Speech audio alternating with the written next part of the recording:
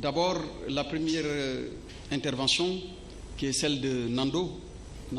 Cabral Gomis, a trait à la réédition des cartes électorales au nombre de députés, augmenter le nombre de députés et le calendrier électoral. C'est vrai que la date des élections a été fixée au 23 janvier 2022 et il y a un processus pour nous y mener. Et dans ce cadre-là,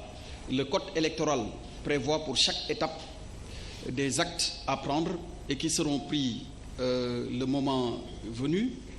Concernant la réédition des cartes électorales, quand elle doit intervenir à la suite de révisions exceptionnelles ou de nouvelles mesures administratives, je voudrais préciser que nous avons une administration électorale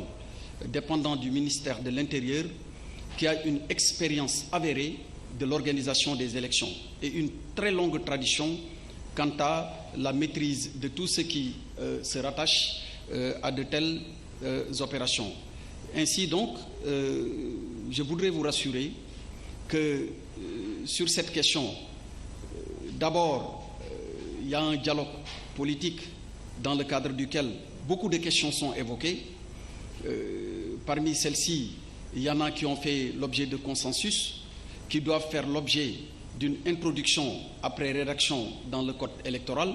mais il y a d'autres questions aussi qui ne manqueront pas d'être évoquées avant qu'une décision finale ne soit prise. Mais dans tous les cas, il y a un droit qui s'attache à la qualité d'électeur et qui va être respecté, quelle que soit la situation. Si quelqu'un doit quitter une seule circonscription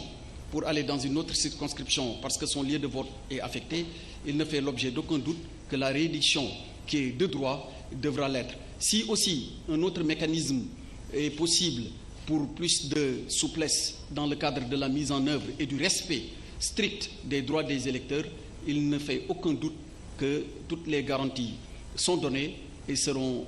ainsi mises en œuvre pour que nul ne soit lésé par rapport à son droit légitime de participer à des élections.